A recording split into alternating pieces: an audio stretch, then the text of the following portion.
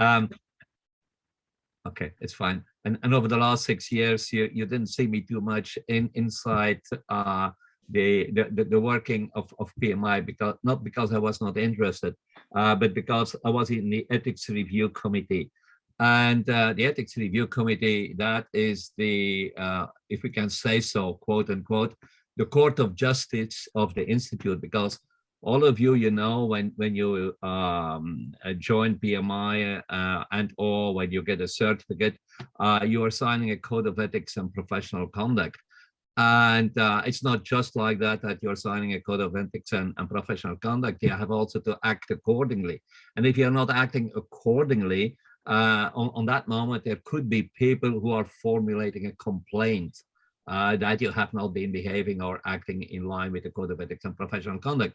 And then those complaints, they are coming to the ethics review committee, which is a board support committee. That's a support committee of the board of directors of the institute. It's composed of 16 volunteers from all over the world, and they are dealing in an average with it depends on from year to year, with 3 to 4 complaints which are worldwide formulated on a monthly basis. And then they go through all the hearings and the research and the hearings and so on and so on. And over the last year, I was a chair of the not the last year, but the year in 2020, I was the chair of the ethics review committee. The fact is that no one of the members of the ethics review committee are authorized to be involved in any working of any local chapter or to give any kind of presentations, just for neutrality kind of. And that's the reason why you didn't see me for the last 6 years. But now that I'm gone with it, and since the beginning of this year, I'm in the board of the Education Foundation for this year and the next 2 years. It's my pleasure to start talking about the Education Foundation with you. Now, for those who have been participating to the presentation from Olivier, the Education Foundation is in fact a part of the Institute. Now, it's not a part of the Institute. It is an organization. It's an independent organization that is almost fully and entirely sponsored by PMI. It's fully and entirely sponsored by the money that you are paying for your membership, for participating to seminars, for all these kind of things. So it is my pleasure to you, members of PMI and certificate holders, to report back what we are doing with part of your money. The big picture on what's currently going on has been drawn by Olivier. But I will be zooming in on a part of the organization which is already existing for 30 years. A part of the organization, which some of you who are also for a long time with PMI might be saying, okay, but PMIEF, you have been dealing with plenty of other things over the past years. Yeah, that is true. Over the last 30 years, the Education Foundation has been dealing with plenty of elements. Also, under the Education Foundation, there was, for instance, the development of the post-disaster recovery project management tool, where the PMBOK has been translated in a PMBOK that could be used by people after disasters, and it was based upon the major issue, the major disaster that took place in Indonesia. With the Jesus, the name escapes me on this moment, with the water flood that we had over there. But over the last couple of years, and starting in 2017, we have been concentrating and cutting off all the other kind of parts, and we have been concentrating on helping youth on their path to success, like I was saying, by telling them, okay, these are all, and I will be coming back to it, these are elements from project management and skills from project management. And if you can use this in your daily life, you know, you become a stronger person, you become a bigger person, and that is the idea. And so we are on this moment concentrating, and you will see it later on, for a large part on tomorrow's global leaders. Olivier is a member of PMI. He is the CEO of the part of the Education Foundation. Once again, I'm a volunteer. I'm not paid for what I'm saying and sharing with you. And I would like also at the end of this presentation try to to get you interested through the Education Foundation to become also volunteers and to step into this program that what we have been setting up. So there's a difference in the presentation. On one side from Olivier, because he's a permanent person from PMI, and I and all my colleagues on the board, we are all volunteers. But we are, in particular, we are concentrating on tomorrow's global leaders. But we giving these project management skills and teaching those project management skills to young people, we are not doing this directly. So we are doing this, and that's one of the core elements of the Educational Foundation, is we do it through partnerships with not-for-profit organizations. And Olivier has been saying earlier today that I would be giving you a list of the organizations we are working with, and that's coming later on in the presentation. And everything is based on our project management expertise of the volunteers and the different people who are working in the Educational Foundation, on the resources that we have inside PMI that plus or minus are translated for those youngsters, and like I've been saying before, on volunteers, please. Okay.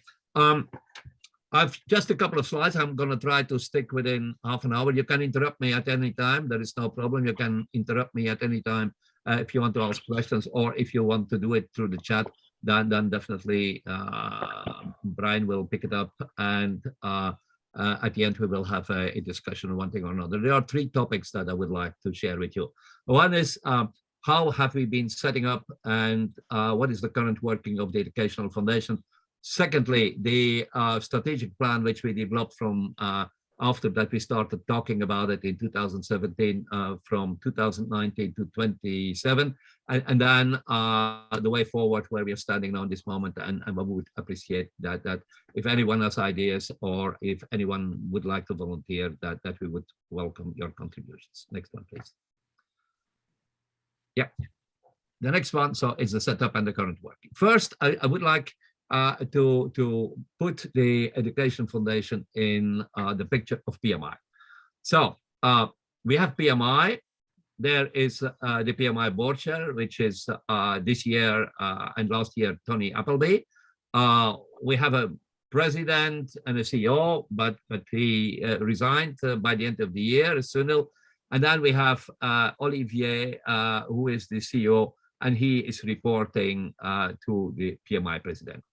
There is a link between the PMI board chair and the PMIEF board of directors, to which I belong, through a person sitting inside the board of PMI, and that's basically the PMI strategy oversight committee chair. So we are linked in such a way to the PMI structure, and the overall PMI board. It is a separate organization. It's a separate legal entity. For those who know how organizations and legal entities are working in the States, it's a separate 501c3 legal entity, which is basically, and for a large majority, funded by PMI, also by some endowments which are coming from international organizations and by individual donors. Now, so the Education Foundation is the philanthropic arm of PMI, but Olivier has been saying that we are dealing with people from 5 to 77 years, all these kind of youngsters, but basically the Education Foundation concentrates on the ages 5 to 19 years. It's about the group that we are dealing with, and we are working through youth serving not-profits, so the Wise and Peace, like we know it. Next one, please. Okay. Good. How is it working?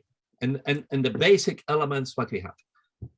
The vision, which has been developed in 17 and translated in the strategic plan of 19, is to say, okay, the vision is we would like to inspire the young people to achieve their goals, in fact, to make their dreams a reality. And you heard this from Olivier also during his presentation. So we are concentrating on the youth from 7 to 19. And what we are doing is generation after generation, we would like to create and help to turn these young people into adults so they can achieve their and fulfill their own goals. But we don't do it directly. We do it on one side through not-for-profit organizations, because they are well connected to different areas in the world, and they amplify our ability to reach and influence those young people by emphasizing the global delivery, what we are doing. On the other side, we leverage volunteers, people like me and you, to help deliver the benefits of project management to young people. And not fully to young people, but inside PMI Belgium, and Willem can talk about it also, and Jacques can talk about it. I don't know how it is in the Netherlands and how it is in Luxembourg, so please fill me in, you know, because I'm very much interested on how it might be organized in those countries. We have been doing activities like working with RTC in Limburg. You remember, Willem? This is one of the things that that you have been doing. You are working with the VDAB, which are not very not really young people, you know, but for young unemployed people, you are giving courses. That all these kind of elements, there are within the spirit of what the Educational Foundation would like to do. It's all leveraging volunteers that we are using to help deliver the benefits of project management to young people. Basically, Education Foundation, 5 to 19 years, but you're going, if you go with the VDAB, and for the French part of the country also to, how shall I say, somewhat more elderly people. What is the mission? Well, the mission, we have the vision, we have the mission, that's normal, and then we are building the strategy. We enable young people to realize their potential and to transform, well, their lives through project management. It goes also a bit hand in hand with what some service clubs like the Lions and Rotary and Kiwanis are doing, what they are saying, skills for life. It's management skills, and in our case, but in particularity, elements of project management skills that we are teaching, that we are sharing with those young people in order to allow them to become better and more stable people in the whole thing. On this moment, we have 6 partners. This is a slide which is a little bit older. Last week, we have been adding 4 new not-profit partners to it. I will share it with you also. We have what we are calling enablements. We will have some 3 million enablements by 2025. This is how it is structured. That means, if I go very quickly to it, that we influenced some 3 million young people that with the skills and the competences that we are sharing with them to become more adult people by 25. Well, you can read it. We are doing it for 31 years, and while we have been doing some tests, and 70% of the young learners felt more confident about entering the workforce after learning about PM skills. So it's very good that we are doing. There's a difference between what we would like to do, and this is where the rubber hits the road. You know, this is what we are really doing, and what we are inspiring, and what we are, the work that we are using for a long time. It's enabling for a number of people. Yes, please. Yes, Brian. Yeah. What are the elements in particular that we are taking out of the project management environment, and that one way or another we would like to emphasize and to be part of our, if I can say so, training schedules that are given and teaching schedules that are given towards all these young people? That is how to collaborate, team working. What is the importance to belong to a community and to give back elements to your community? How do you create confidence that you will be able to achieve what you think that you will be achieving? How do you go for it? Communication skills. It's a very important thing. A lot of problems are created by the fact that people are not properly communicating, or communicating in a way that both parties don't understand each other. Critical thinking. One of good characteristics of a good project manager is critical thinking. And that critical thinking we would like to share also with these youngsters, and creativity. So around these 6 C's, if you can say so, is a large part of our activity created. And that's coming out of the, how shall I say, out of the project management plan. Next one, please. Good. The strategic plan, in a couple of words, please. Okay. What is our strategy from the Education Foundation? The why, I've been saying already, preparing people for education, career, and community engagement. That's why we are doing it. What are we doing? Well, we try to help them to enhance their critical life skills, to improve, to develop their critical life skills. And how are we doing it? By engaging and embedding the project management concepts into non-profit youth targeted programs. That is basically what we're doing. That's a strategy how we would like to fulfill our mission and our vision. I've been putting here on the slide, and later on you can see it, the URL to the website from the Educational Foundation, and in particular the place where you can find and download the strategic plan from the Educational Foundation. Next one, please. So, in short, young people, age 5 to 19, not directly, but through youth serving nonprofits and using project management volunteers. And here it's important, PMI chapters. So you have a role as a PMI chapter to play. You're the stakeholders. Donors, we're also looking for donors, even knowing the fact that it is what I'm saying now, I should not be saying it, but because it's a US 501 kind of organization, we are not authorized to ask for money outside the United States. But if you, and I just would like to draw the attention of everyone to it, if you just renew your membership of the Institute, then you will see that there is a point that says, and would you like to make a donation to the Education Foundation? And we would like to inspire you to really consider this and to see if you can make a donation. A donation of $50 is as good as a donation of $100,000. We have a system in place that we can produce specific documents for companies when you would like to make a larger donation, that we can send you as a kind of an invoice, and that you can include this in your fiscal environment, dependent how it is organized in each of your countries. And then the largest part as a stakeholder, obviously, is also the Project Management Institute.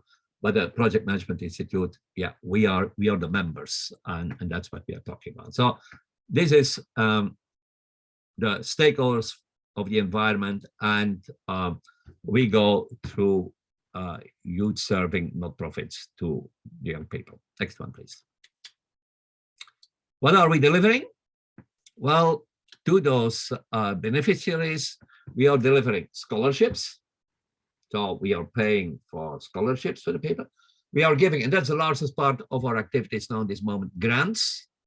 With those grants, like now recently at the latest board meeting, we have been allocating close to $3 million new grants, not all to be paid this year, you know, but over a number of years to the new wine suites.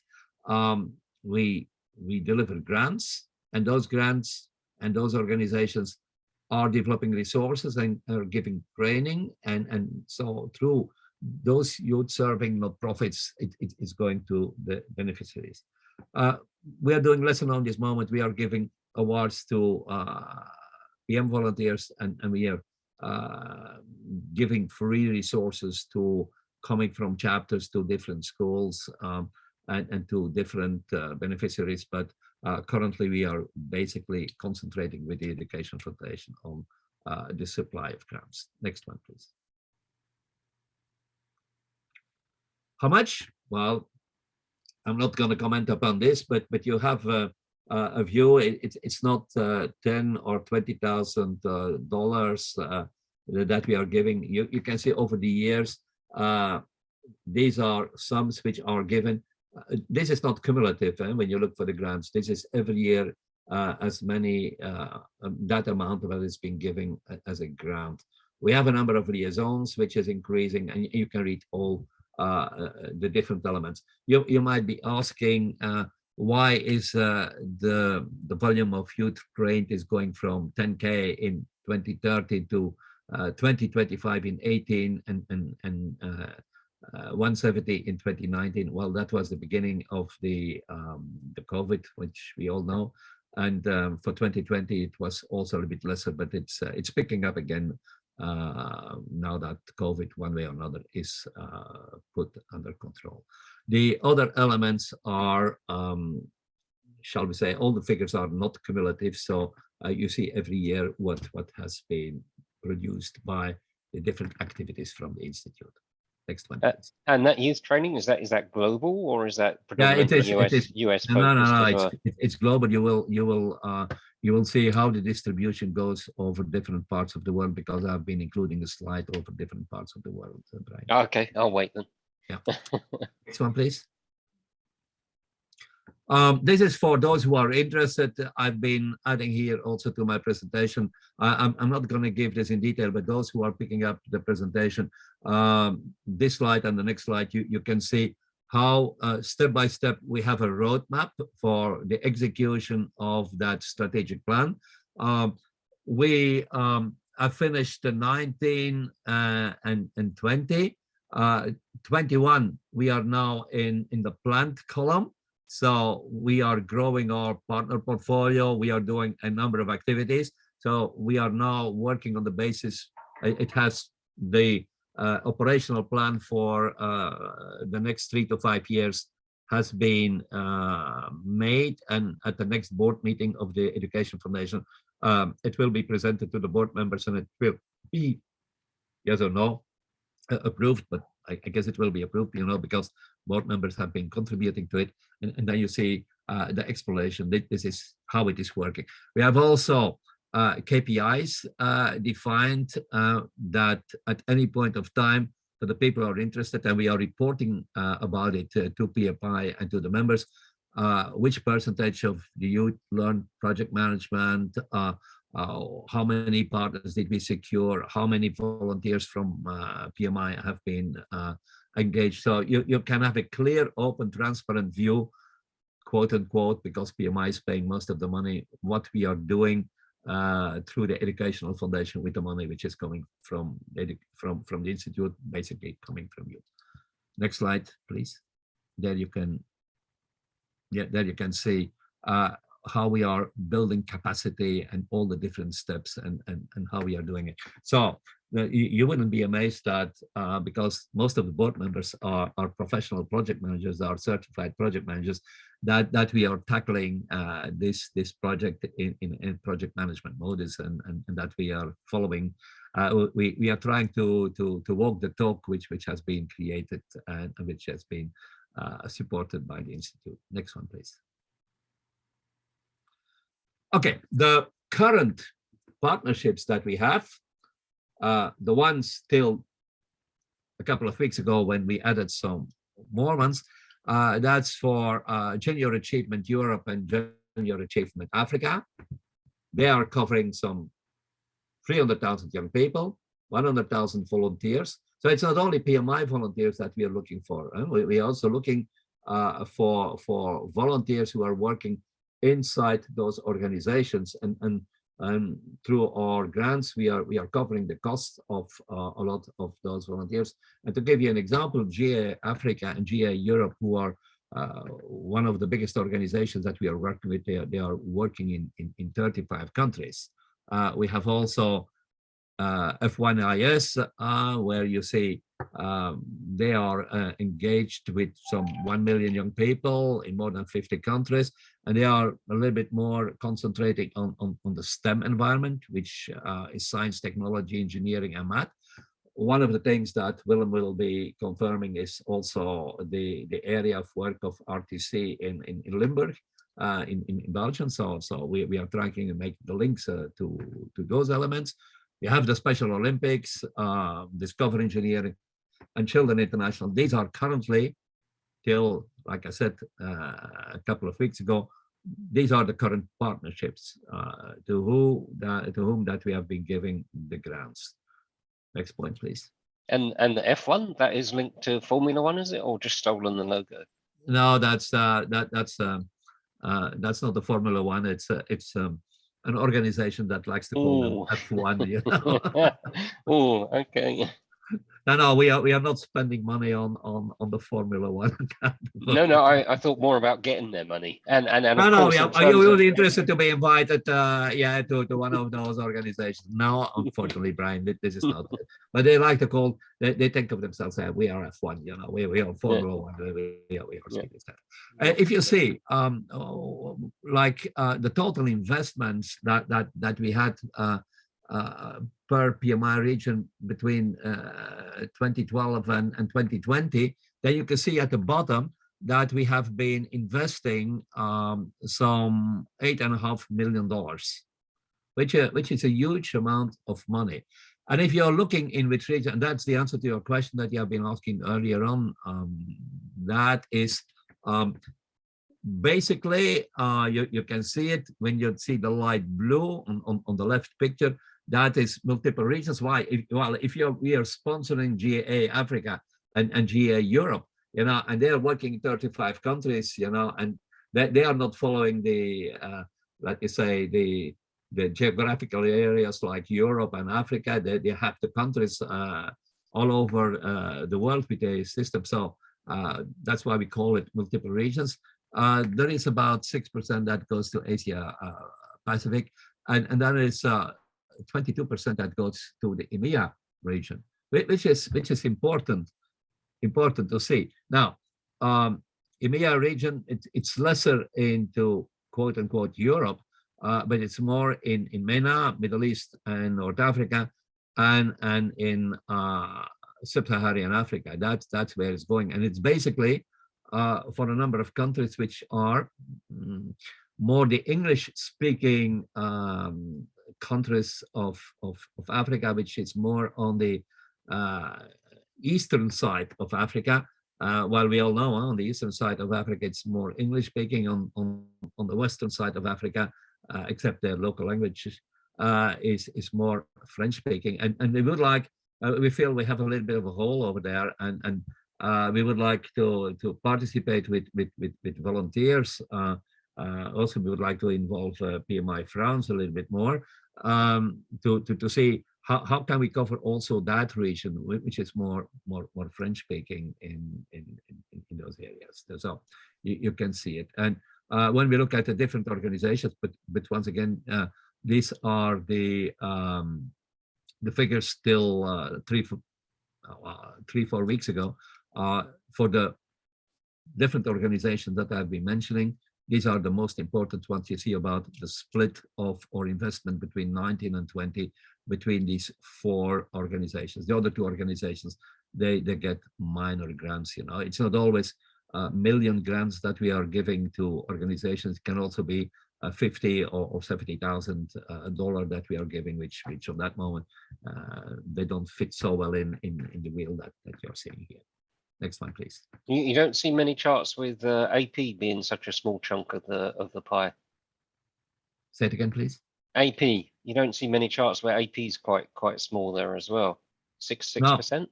Yeah. No, this is currently what we're doing. So most of the environment, if you look at the light blue, and in the light blue there is this little sizable Latin America.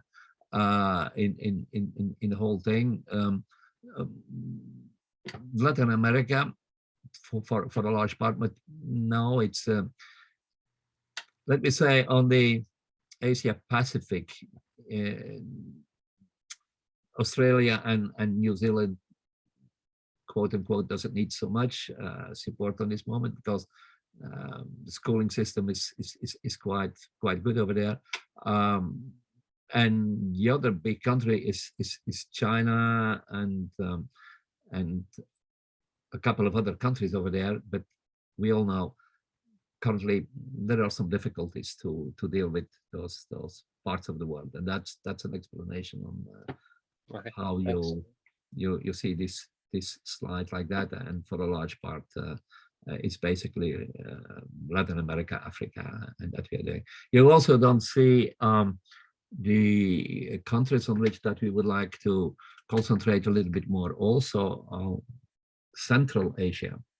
You don't see so much from countries around the Caspian Sea and all these kind of places in the world. So there's still a lot of work to be done. But just I would like to remind you that our strategic plan has been started in 2017, and that we published it, and that it's our 2019-2027. So we are at the very early days in executing this strategic plan. This what I wanted to share with you is the current situation.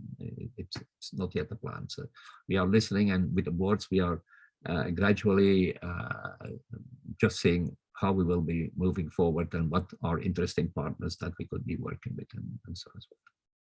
Okay, next one, please. You can clearly see that the largest part of the contributions, 1521, is made by PMI. And with at the bottom, you see a little bit for, well, a little bit cash contributions, which you can say you click on when you renew your membership. A little bit in-kind contributions by reps, registered education providers. Now in this moment it's a different name, and scholarships that they are giving, but the largest part, as you can see, is in-kind contributions of PMI. And what is an in-kind contribution of PMI? Well, the fact that the salary of Olivier is paid by PMI, and that he is working 50% of his time for the Education Foundation. So it's a contribution for the Educational Foundation. But largest part of the monies are coming from PMI, as you can see. Lesser in 2020, COVID had an impact also, but currently also these are temporary or intermediately figures from 21. PMI is rescheduling plenty of things, but everything is working in line what is needed. Next one, please. Okay, last point. The way forward for the Education Foundation, and what can you do for us? What can you do for yourself? Well, we, as part of the plan, we have been making a commitment to increase our impact, what I explained in the beginning of this presentation, by 10. PMI is in a unique position to do good to the world. Why a unique position? Well, you know, we are existing 50 years, so we are not going to disappear so fast. And it's part of our profession that we help to turn ideas of people into reality, and even further into profit, into engagement. Antonio has been saying it in his previous presentation. So those competences, those ideas, those skills, well, we are quote unquote uniquely qualified to have them shared with young people all over the world. We have tools, we have the means, we can equip organizations and individuals with those skills, so they can start using it in order to bring positive change. You heard a couple of times Olivier, he was using the word change makers. Change makers is related to the fact that with what we are contributing to those young people, they will be change makers in their own environment. Now, because we say that our aspiration is to be 10 times more impactful in the world, we can only do this if we can expand our stakeholder universe. You, chapters, environments, it's not something which is done out of an ivory tower in Philadelphia, where the Institute is located. Now we would like to have people who are carrying this all over the world, contributing all over the world, like we are with all the different chapters in the world. And tools adapted to local environments, tools adapted to local challenges could be used in other parts of the world. Skills that are developed, skills that are acquainted in parts of the world can be used in other parts of the world, can be taught to young people, can be shared with those organizations, new ways of working, you know, all these different elements. So the community grows also with whom that we are working. Our impact will be working, but we need you. We need the volunteers of PMI next to the other volunteers in order to make this type of activity evolve to what we would like to think of, that our impact could be increased by 10 times. So it is clear.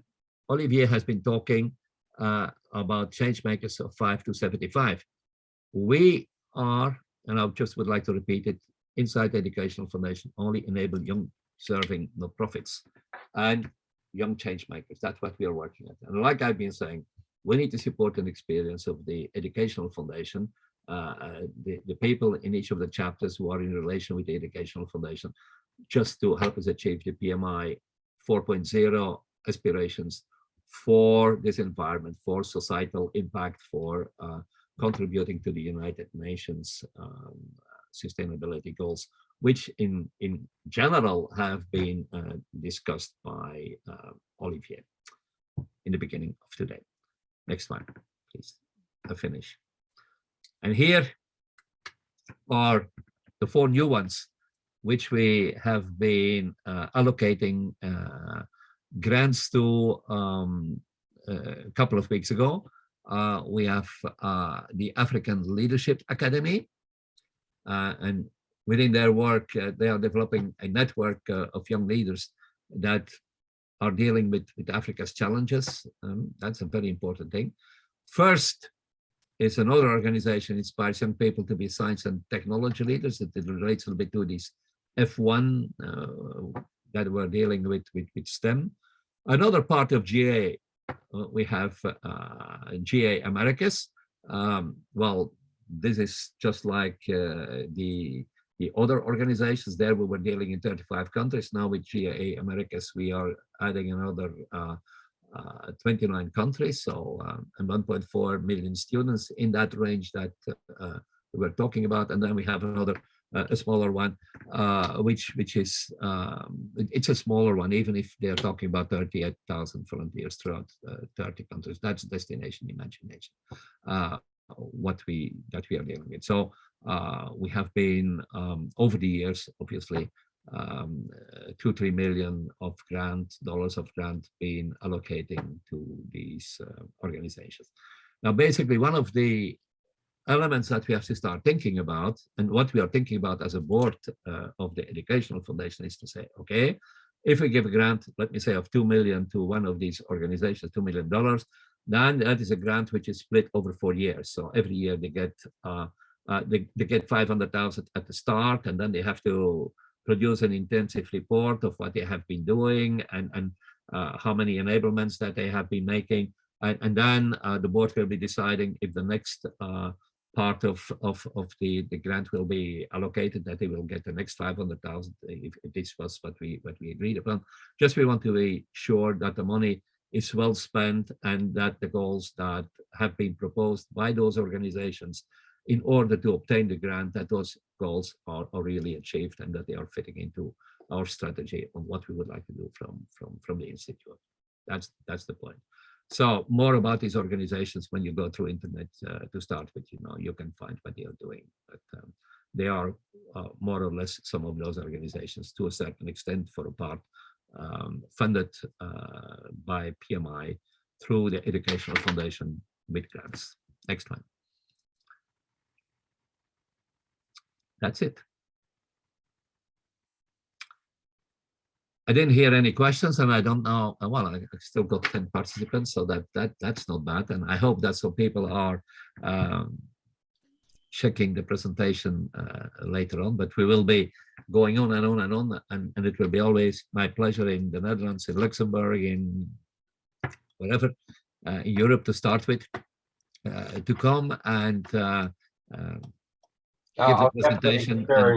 Chatting with Jacques, an important message for our board and our members, so we can share the recording for sure, and probably we'll invite you back. And Shirley has a question. I don't know if Shirley wants to unmute and ask, or I can. The supported organ. Oh, go Shirley. Thanks. I guess, Chris, thanks for your presentation. It was partly answered at the end, but just to go a bit deeper, obviously a little bit keen on the governance side of things, just to make sure that reputations are preserved and that funds are given for the right reasons, and that there's some kind of return or visibility on what these institutions spend their Shirley, I apologize. There is a kind of a kind of double sound that I'm hearing on your side, and I would love to react to you and to give you an answer if you ask me a question. But yeah, can you please, I'm sorry, repeat what you have been saying? Is it still the same? Yeah. Okay, then I'll keep it short. Can you give an example of the way that the governance is carried out when someone approaches with a grant, a request for a grant, for example? How it works, that how are people requesting for a grant? Is that the question? No, it's more about the due diligence that's carried out. Yeah, I'm sincerely apologize. It's a double sound, and I hear sound, but I don't hear the words. I don't know, Brian. Maybe if someone who has a bit, I know it could be my mic, who is or my soundbar. Is working badly. No, I have the same problem, but I can read the question that was there. Maybe. Yes, please. Start. Do the supported organisations go through a vetting process? Is there due diligence? What process is actioned when the organisation requests a grant? Yeah, absolutely, definitely. There is a severe vetting process that is taking place. So those, first of all, one of the elements what we are doing, and that's in the department of Olivier. We are not only waiting for organizations to come to us and to say, we would like to do these things, we would like to contribute to it, we would like to have a grant. First of all, part of the staff of Olivier is in a proactive way reaching out to organizations all over the world that they know or that have been brought under the attention by other by chapters to those people, and they are starting with to see, would that be an interesting kind of organization? Would this kind of an organization be able to contribute to the targets which have been put forward in the strategic plan? That's the first thing. The second thing, on that moment, we again, the staff from Olivier, those dedicated people, basically Ashley, she and her team, she is reaching out to that organization, and they are asking for a proposal. And then they are producing a proposal, and then on the basis of that proposal, and there is interaction between PMI and that organization, then they start tuning that that proposal, or they start giving information to that organization for tuning the proposal, and then there is a proposal of a contract which is made, and it is checked on a number of points which have been defined by the board. And then ultimately, they make a kind of a report. Again, the staff from Olivier, they make a report, and when they feel that everything has been checked and due diligence has been done, then they present it to the board, and basically in or an element, a working part of the Education Foundation Board, which is doing auditing and checking of a number of things. It has been reviewed to a certain extent. We don't call it fully due diligence because that has been done by the staff from PMI. And then we still go through a number of questions we still have, which are going back to that organization. And then it is presented to the full board. And again, the full board can start asking questions. That's why it takes some time. And like it happened. And on that moment, when we feel that all questions have been answered and we feel it's a good idea, then like the 4 organizations, the last 4 organizations that I showed, it is presented to a board, to the board meeting. We are a real board. It's a real board of directors of the organization. And then we discuss and we approve or we don't approve. But basically we approve, you know, because it goes through a full vetting kind of roadmap or steps that have been done. And this is how it is working. Yeah, absolutely. Super. Thank you, Chris. Thank you for the Shirley for the question. I hope that was the one you wanted answered. Any other questions from anyone else? The Any volunteers? Yes, I was going to say, and we've had one. Some have left for other presentations, but yeah. Before he left, said he was going to volunteer and he was going to reach out to Willem in the Belgium chapter. Yeah. For volunteers, is that the right way to go? To reach to William, or to contact yourself, or how to volunteer? No, it's fine. Willem has to follow the logic. He has a relationship with the Educational Foundation, basically with the people from the staff of Olivier.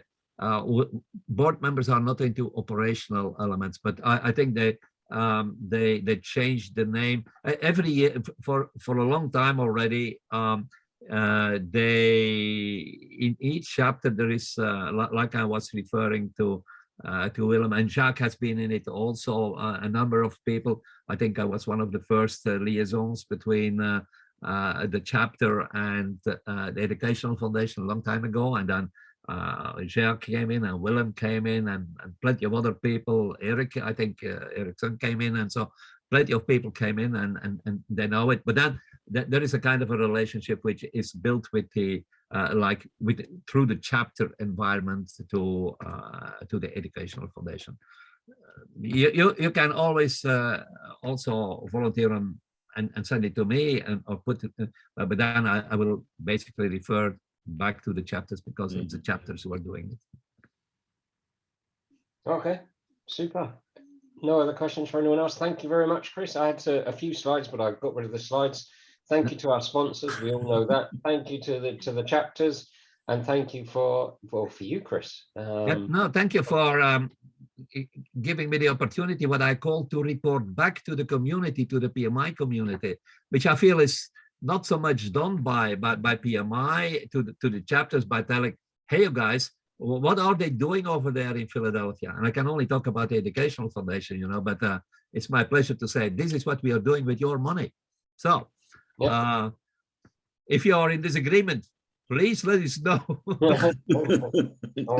More destination imagination sounds fantastic, as does the F1 stuff. So lots to look into. Voilà. Super. Thank you very much. My pleasure. And if anyone has any question, you know, you'll see my email address on the on the slide set. Feel free at any time to reach out to me. Super. Thank you. Everyone. Cheers. Have a great day. Bye-bye. Bye. Thank you, Chris.